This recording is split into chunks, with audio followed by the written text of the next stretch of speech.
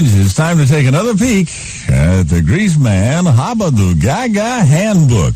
It's a well-received feature of the show. The Greaseman Hobbledogaga Handbook, revealing insightful ways to achieve your Shangri-La. Today we're looking at Chapter 17.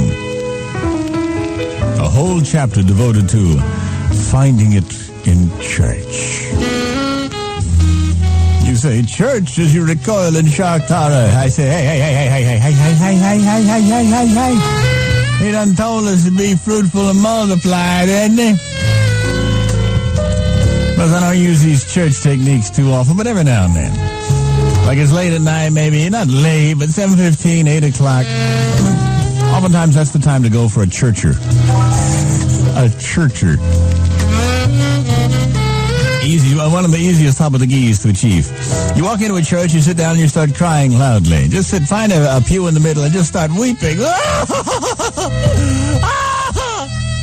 And it reverberates around the church. Sooner or later, the preacher's going to hear it, and he'll come stumbling out.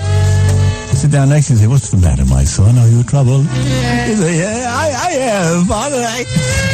You know what it is? I was just out of the bar, and I looked around at all those women, and they looked at me so lustfully, and, you know, it seems like you can't meet a nice girl nowadays. Everybody just have one thing, and I want more than that. I want a relationship. I think maybe one day, sure, if we date 3 or 4 times, maybe we could kiss a little bit, and then, you know, one day we can get married at Hobbledogaga. But right now, I just like to meet a nice girl. This is a nice girl.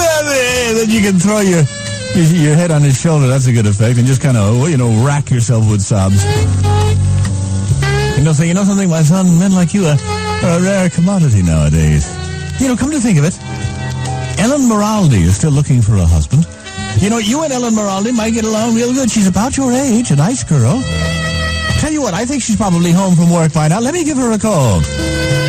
So, the preacher slips away to call up Ellen Moraldi as you bend down low, ostensibly to pray, but in actuality to give yourself a couple of hits of Banaka.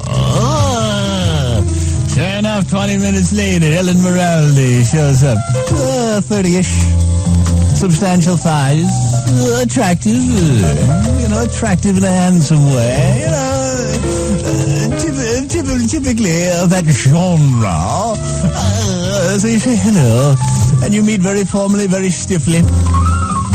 You decide to do a little dinner, and then the rest is yours. You know, this babe's been through the mill. She's looking for a husband right away. You play your cards right. I'm talking easy sailing here.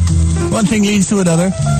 You know, you say to her after the dinner, you know, normally I'm afraid to invite women home. They always want to touch me, but I know you're a good girl. I mean, after all, Reverend Felcher introduced us. Would you like to come home with me tonight and maybe help me with my Christmas cards? And, of course, she'll jump on it like a big dog.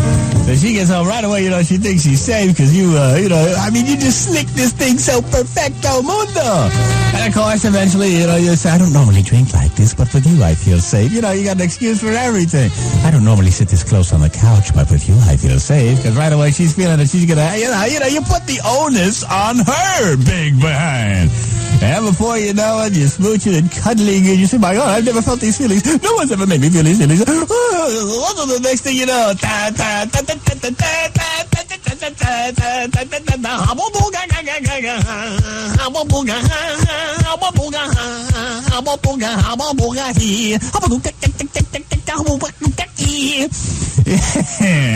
then in the aftermath, she's getting ready to leave. She says, well, I'll see you in church. You say, well, I don't know, maybe. And you smile enigmatically as you slam the door. And as she walks down the stairs, not quite sure what to make of it, you confirm her suspicions by breaking into a rousing rendition of Hobbledogaga.